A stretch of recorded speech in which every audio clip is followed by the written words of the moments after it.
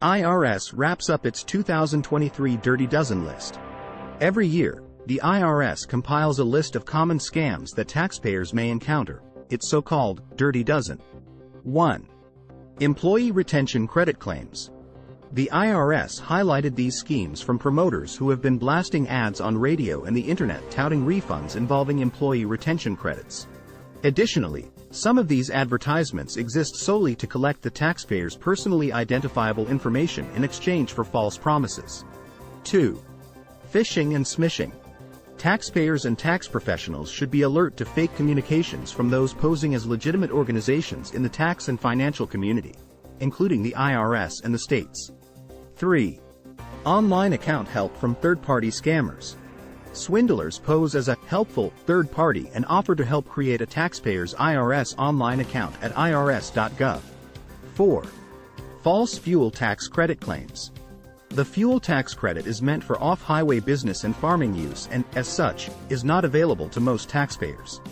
However, unscrupulous tax return preparers and promoters are enticing taxpayers to inflate their refunds by erroneously claiming the credit. 5. Fake charities. Scammers set up these fake organizations to take advantage of the public's generosity. Taxpayers who give money or goods to a charity might be able to claim a deduction on their federal tax return if they itemize deductions, but charitable donations only count if they go to a qualified tax-exempt organization recognized by the IRS. 6. Unscrupulous tax return preparers. However, people should be careful of shady tax professionals and watch for common warning signs, including charging a fee based on the size of the refund. A major red flag or bad sign is when the tax preparer is unwilling to sign the dotted line. 7. Social media. Fraudulent form filing and bad advice.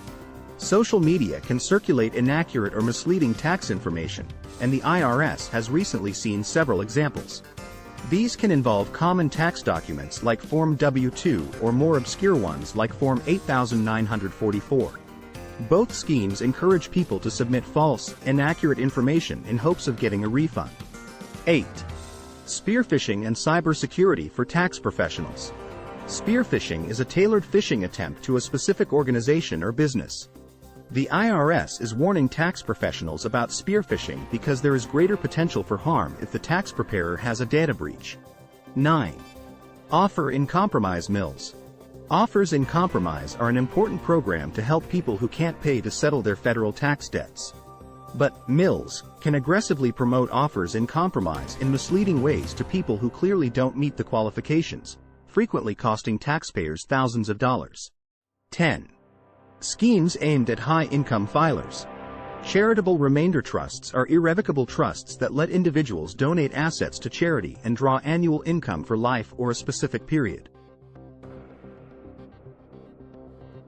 Unfortunately, these trusts are sometimes misused by promoters, advisors and taxpayers to try to eliminate ordinary income and/or capital gain on the sale of the property.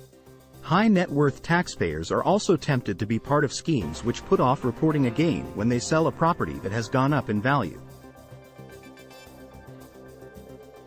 They facilitate a purported monetized installment sale for the taxpayer in exchange for a fee. 11. Bogus tax avoidance strategies. The first is called micro-captive insurance arrangements. A micro-captive is an insurance company whose owners elect to be taxed on the captive's investment income only. Abusive micro-captives involve schemes that lack many of the attributes of legitimate insurance.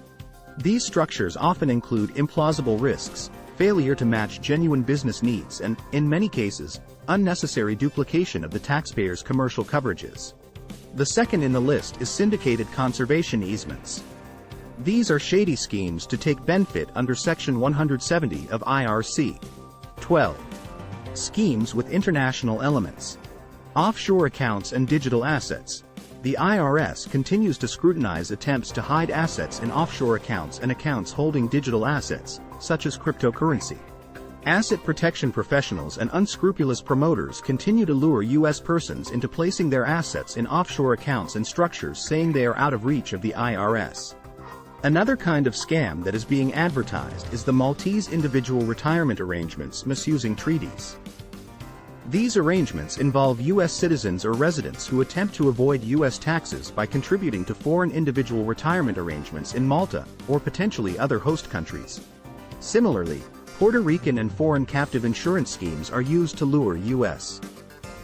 business owners of closely held entities to participate in a purported insurance arrangement with a Puerto Rican or other foreign corporation in which the U.S. business owner has a financial interest.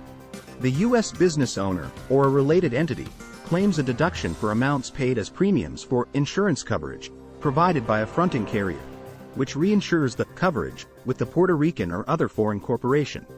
Taxpayers should think twice before participating in any of these questionable arrangements. https://www.irs.gov/newsroom/dirty-dozen